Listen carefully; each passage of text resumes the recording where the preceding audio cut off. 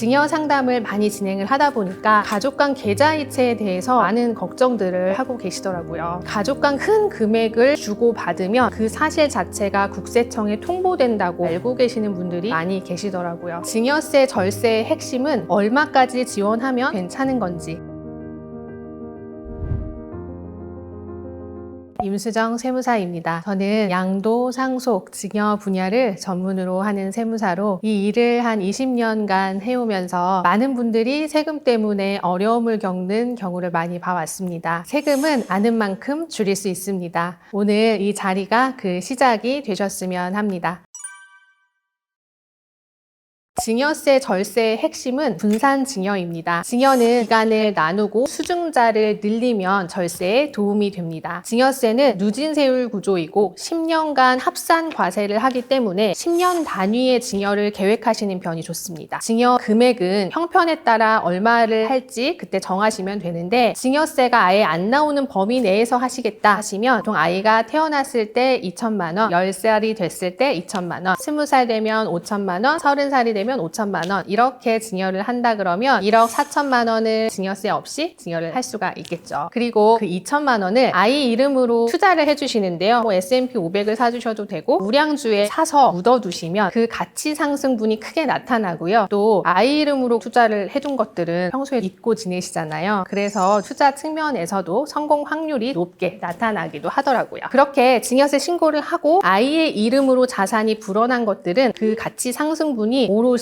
아이 몫이 되니까 증여 효과가 훨씬 크게 나타날 수 있습니다. 현금 여유가 좀 있으신 부모님들께서는 증여 공제 금액만큼만 증여를 하지 마시고 10년마다 1억 원 혹은 5억 원씩 증여를 하세요. 부모님의 소득이 높아서 소득세율이 높은 구간이 적용되시는 분들은 금융소득이 많이 발생해봤자 세금이랑 건보료가 많이 과다하게 나오니까요. 20% 이내의 낮은 증여세율을 이용을 해서 증여세를 일부 납입하시고 그 자금으로 자녀 명의의 장기 투자를 해주신다면 아이가 30살쯤에는 꽤 든든한 시드머니가 될 수 있을 거라고 생각합니다. 증여세는 공제 한도 내에서 하면 세금은 0원이 되죠. 성인 자녀 기준으로 10년에 5천만 원, 미성년 자녀 기준으로는 10년에 2천만 원이 증여세 없이 받을 수 있는 금액이고요. 결혼이나 출산 시에 추가로 1억 원을 공제 항목이 생겼기 때문에 최대 1억 5천만 원까지 세금 없이 증여를 받을 수 있습니다. 자녀가 창업을 한다면 창업자금 특례 제도를 이용하는 것도 좋은데요. 창업자금 특례 제도는 최대 5억 원까지 증여세 없이 받을 수가 있어요. 다만 그 제도를 활용하려면 그 5억 원을 실제 창업에 다 사용해야 되고 10년 동안 그 사업을 유지해야 되는 조건들이 있어요. 그런 조건들을 다 만족을 해야 되는 건 좀 유념을 해두시고, 그래서 각 개인과 가정의 상황에 맞게 절세 플랜을 세우는 것이 도움이 되실 것 같아요. 사용은 증여가 아니기 때문에 사용이 실질이 맞다면 당장의 증여세는 과세되지 않습니다. 다만 사용한 금액이 전액 다 상환이 될 때까지 세무서에서는 부채 사후 관리라는 걸 해요. 본인의 소득으로 원금이 전액 상환될 때까지는 증여세 이슈에서 완전히 자유로울 수는 없습니다. 차용증의 작성을 한 대로 원리금을 잘 상환해 나가는 게 중요하다고 할 수 있습니다. 현재 법정 이자율은 4.6%입니다. 다만 무이자로 돈을 빌려왔을 때 법정 이자율 4.6%를 계산해서 연간의 이자가 1,000만 원이 넘지 않으면 과세 요건이 성립하지 않습니다. 연간 이자가 1,000만 원 미만이 되도록 역산을 해보면 2억 1,700만 원이 계산이 되고, 그래서 2억 1,700만 원까지는 무이자로 차용을 해도 괜찮다, 이런 말들이 나오는 거예요. 그래서 사람들이 2억 1,700만 원이 안 넘으면 무이자가 가능하고 그 금액을 넘게 돈을 빌려올 때는 무조건 법정 이자율 4.6%를 써야 된다고 알고 계시는 분들이 많이 계신데요. 꼭 그렇지는 않습니다. 예를 들어서 내가 4억 원을 빌린다고 가정을 하면 이자율을 2.2%로 설정을 해도 이자에 대한 증여세 문제는 발생하지 않습니다. 법정 이자율이 4.6%이고 내가 2.2%로 설정을 한다고 하면 그 차액이 2.4%잖아요. 4억 원에 2.4%를 계산하면 960만 원이 나와요. 그럼 1,000만 원이 넘지 않기 때문에 과세 요건에 부합하지 않아서 이자 문제가 발생하지 않는다는 거죠. 결국에는 사용한 금액이 얼마냐, 그거에 따라서 이자율은 그 맞게 설정을 하시면 됩니다. 그리고 그리고 공증은 필수 요건은 아니세요. 공증을 받는 것보다 더 중요한 것은 실제 차용증에 작성된 내용대로 이자와 원금을 잘 상환한 사실입니다. 차용증을 아무리 잘 써놓고 공증을 받아놨다고 하더라도 상환 능력과 상환 의지가 없다고 판단이 되면 사용으로 인정받기가 힘들어요. 상환 능력은 그럼 어떻게 볼 거냐? 상환 능력은 차용한 사람의 소득 현황으로 확인을 하고, 상환 의지는 실제 매월 상환을 하고 있는지 그걸 보고 판단하게 됩니다.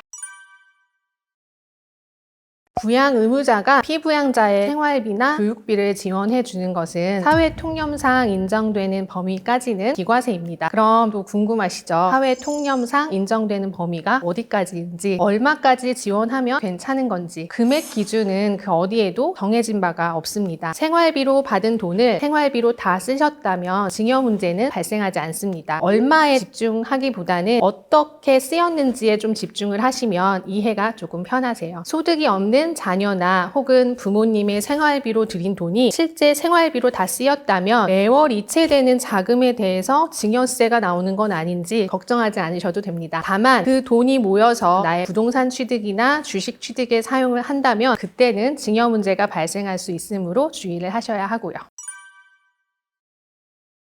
증여세 면제 한도는 10년 합산 기준입니다. 배우자는 6억 원, 성년 자녀는 5천만 원, 미성년 자녀는 2천만 원까지 세금 없이 줄 수 있습니다. 예를 들어서 성년 자녀에게 5년 전에 3천만 원을 증여했다면 지금 줄 수 있는 자녀 한도는 2천만 원입니다. 10년이 지나가면 한도가 다시 리셋되므로 장기 플랜을 세우는 것이 중요합니다. 증여재산 공제는 수증자 기준으로 증여자 그룹별로 계산을 합니다. 그룹별로 10년 동안 딱 한 번 적용할 수 있는데요. 현실적으로 대부분의 증여는 증여자가 직계 존속인 경우예요. 직계 존속이라고 하면 어머니와 아버지, 할머니와 할아버지, 외할머니와 외할아버지 이렇게 직계 존속 그룹에 속해요. 만약에 1년 전에 아버지한테 5천만 원을 증여를 받고 증여공제를 받았어요. 그런데 현재 외할머니께서 또 5천만 원을 주시겠대요. 이때 증여공제를 또 쓸 수가 있을까요? 쓸 수가 없습니다. 왜냐하면 수증자 기준에서 아버지도 직계 존속이고 외할머니도 직계 존속이에요. 그렇기 때문에 10년 동안 딱 한 번 쓸 수 있어서 중복 적용은 되지 않습니다. 기타 친족의 경우에도 주의를 요하시는데요. 기타 친족이라고 하면 사촌 이내의 혈족과 삼촌 이내의 인척을 말해요. 형제 자매나 이모, 고모, 삼촌, 며느리, 사위가 기타 친족에 다 들어오거든요. 예를 들어서 이모한테 내가 1,000만 원을 증여를 받고 증여 공제를 받았어요. 그러면 이번에 시어머니가 1,000만 원을 줄 때 이때는 공제를 적용할 수 없다는 거예요. 아까 말씀드렸듯이 기타 친족, 증여자 그룹별로 묶어서 한번 사용을 했기 때문이에요. 타인 간의 증여는 전혀 증여공제 금액은 없습니다. 받는 금액 그대로 증여세를 납부하셔야 합니다.